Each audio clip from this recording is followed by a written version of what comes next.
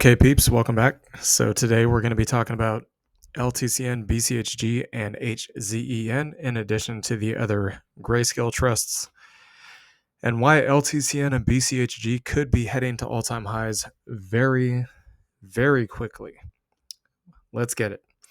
So as you guys can see on the portfolio here, we do have both LTCN and BCHG. They are in the money. We have considered selling again, but at this point, I think we're probably going to hold back and just simply hold our shares. There's a few reasons for that we're going to get into. But as you guys can see, we are in the money. We did add more to BCHG, and I mean, the timing could not have been more perfect. Bitcoin Cash is just moonshotting at this point. And all I can say is I'm pretty glad we loaded the boat before that happened because we had no idea that was going to happen, although we kind of suspected when Bitcoin started chopping around that the alts were going to pop off, and they did. And we've made quite a bit of money as a result, but we did not know and did not anticipate that Bitcoin Cash and Litecoin were going to start popping off as hard as they did. So pretty fortunate timing, I would say. We do still have quite a bit of cash on the side just in case it dips. Once again, if we do nothing with it, we still make interest money on it because of the Fed having their, rates at all-time highs right now. So that reflects in savings accounts. But anyways, let's get into the charts here. So the first thing I actually want to point out before we go into the Grayscale Trust is I want to show you guys this on the underlying tokens. And I'm pretty sure this is going to reflect in the price of the Grayscale Trust next week because as you guys know, I believe it's for every one share that they have, or maybe 10 shares, I'm not sure. I think it's every one share that they have 100 of the underlying token, something along those lines. I really honestly can't remember, but so they have the actual tokens, and if the underlying is pumping to the moon, then it's a pretty good assumption to make that most likely the Grayscale trusts that have the underlying are probably going to pump to the moon. So with that being said, I want to show you guys this absolutely monster move on Bitcoin Cash. You guys can see just how ridiculous this thing was. So we had this breakout here. It wasn't as explosive right away, but once again, we can show you guys here, this was kind of a somewhat looking ascending triangle pattern, if that's what you want to call it, or a bull flag, because you got your flag here. But I suppose if we actually measure this as a bull flag, you guys could probably see like roughly about what the move would have been here. Pretty much almost exact to what we see currently. But it's a massive move. Okay, it's a lot more than 54% at this point. You guys can see that the previous peak back here in 2021 was pretty massive. It's $1,600. So we're actually still quite a ways off from that. Another thing to keep in mind is the spot Bitcoin ETFs being approved, which is part of the reason why Bitcoin has moved up so much prior to the halving. With that being said, with that in play and also potentially the banks offering Bitcoin to their clients, although we don't have confirmation on that yet, Bitcoin Cash and Litecoin itself could move much higher than previous all-time highs, perhaps even before the peak of the bull run. So measure this move real quick. You guys can obviously see this was a massive breakout. It was a nearly 100% move, so that's a huge move. How much that's going to move the price of Bcash, honestly don't know, but as you guys know, Solana has moved up pretty aggressively. If we can find it here, where is it? Solana, where are you? Okay, I must be blind or something because I'm just, oh, there it is. Okay, so Solana, you guys can see that Solana has moved up massively. And as a result, we can go down here and take a look at GSOL. You can kind of see the price of GSOL does reflect what Solana did. We are expecting something very similar with Bitcoin Cash and Litecoin. So Litecoin, also very similar move. It's much more than 33% at this point. Do keep in mind something about Litecoin, even though it hasn't pumped as much as Bitcoin or Ethereum, it does have a limited supply. There is 84 million tokens ever to be created. Okay, there will never be more than 84 million. At some point, we think that Bitcoin will get too expensive and people will look for alternatives. One of the alternatives they'll be looking for that we can, of course, buy in long before the big money ever gets here is into Litecoin. Okay. The all-time high for this thing is not very high. You can see the peak was pretty much the same as the 2017 peak. But again, the higher the Bitcoin goes, the higher the Litecoin is going to go. As you guys can see the price here.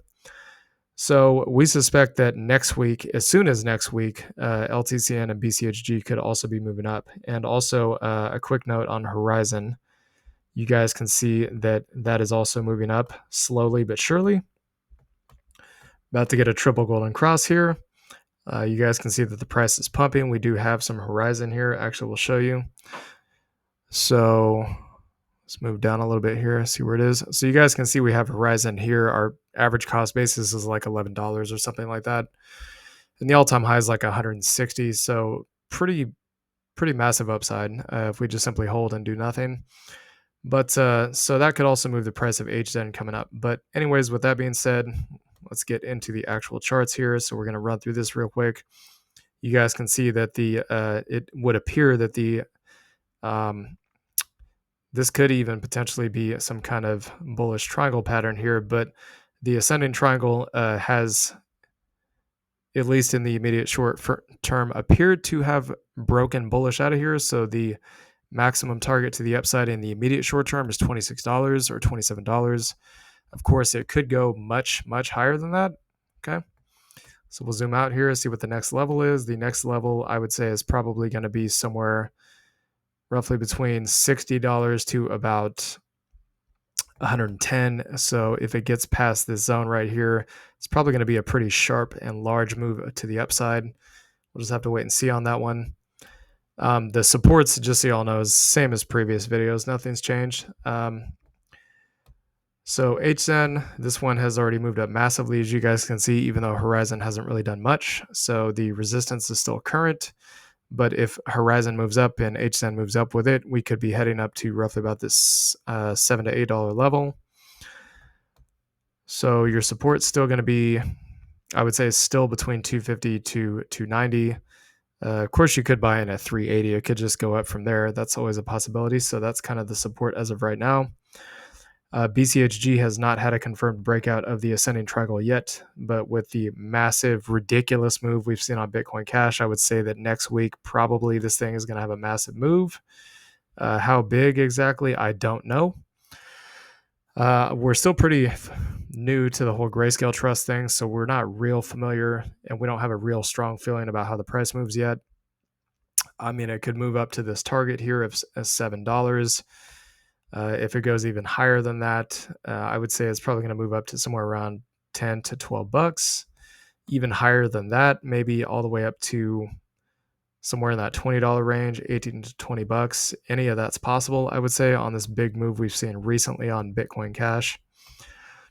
So the resistance still between $4 to roughly about $3.70, and your support here is $2.40 to $2.80.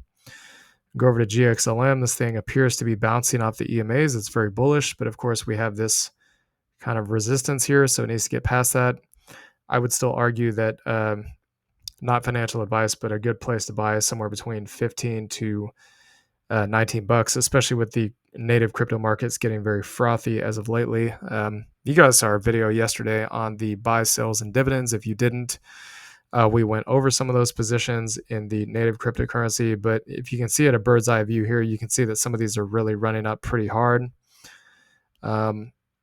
Generally speaking, when the crypto positions start to move in the hundreds of percents, that's typically a warning sign that a dump may be coming. Not a guarantee, but it is kind of flashing a warning sign. So I would still argue that the buy zone should be somewhere between 15 and 19. You guys are welcome to buy where you want.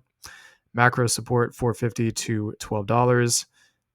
Current resistance 52 to 58. So still potential upside from where the current price is of at least a 2x. ETH, this thing is getting ready to bust out of resistance. As you guys can see, there could be still a potential for a cup and handle pattern here, which is a pretty large move. Basically, the base of the cup to the peak of the resistance is about a $25 move. So basically, this thing could move up to about 54 bucks, which is huge. That would put it clearly at new all-time highs. But the support, if you're waiting for a pullback, is roughly around 17 to 18 bucks. Resistance is 25 to 29. It does look like it might have popped out of that resistance. We might be heading higher. So if it goes up, the next resistance is 41 to about $47. ETH Classic, this one is trying to move up, it seems, but hasn't broken out yet. So I would still argue resistance is up here between 16 to 13. Macro support is $5 to $2.70, and the EMAs are between $9 to roughly about $12.50 a share. So, pick your poison in terms of where you want to buy. That's entirely up to you. It does look like it might be about ready to break out though on ETH Classic, so we'll see. Zcash, it's currently testing resistance as support. It's still not out of this box yet, so I would say resistance is between $4 to $2.75. Support is going to be roughly about $1.80 to $1.50, and then the next resistance could be as high as $5. Kind of a mixed bag on this one. I would say it's still an accumulation, not bullish, not bearish. GSOL, this thing has just gone bonkers. I would not touch this thing with a mile-long pole at this point. If you're looking to buy on the dip, it could be anywhere from $103 to potentially as high as $205. I'm not sure it's going to come back down below the support here, but we'll just have to wait and see. Mana, so this thing looks like it's about ready to break out where actually the price target could be. That's a hard one to say. We're gonna have to do some measurements on this before we make our next video to kind of give you guys a rough estimate of what it might look like. But Decentraland is currently roughly about 10x from the all-time high, or 10x. So if it does about 4.5x that, I would say that the peak on this thing, just if Mana just gets back to all-time highs, if Grayscale Mana does a 4.5x, that could be roughly around $100. So the buy zone could be anywhere between, I'd say, about 1050 to maybe 1730, somewhere in there. So GBAT, this thing has popped massively to the upside. It is pushing new all-time highs, as you guys can see. I would say that the buying around the EMAs, the red to blue one, anywhere in there is a good buy. So $4 to $5.60. Again, that's not financial advice. Macro support between 80 cents to $1.11. Resistance is obviously at the high. So we don't actually have BAT on the chart, but I think BAT's like currently around 30 cents. So if I remember correctly, I think that the previous high for BAT was $1.80, so about a 6x. If this thing only does half that, does a 3x, you could be looking at a potentially $30 G BAT. Again, we'll have to get back to you on measurements on that. G-Link is really overextended. I would not be buying this one. I also would not be shorting it because crypto is very, very volatile, and it's a good way to get wrecked, especially on leverage. So a pullback potentially anywhere from $40 to, even as high as 76 could potentially be a good buy. And if we just do a quick measurement on that, from the bottom to the top to 20%, and we'll just say somewhere in between these EMAs, potentially 88%. Of course, it could keep moving back up. That's entirely possible. Phil G, also another one we would not touch. We actually do have a pretty large position in Filecoin, just so y'all know. I think it's actually our biggest position is in Filecoin. Reason being is because it has roughly a 26 or 28x, something like that, from current prices to get to all-time highs, whereas this thing is at all-time highs.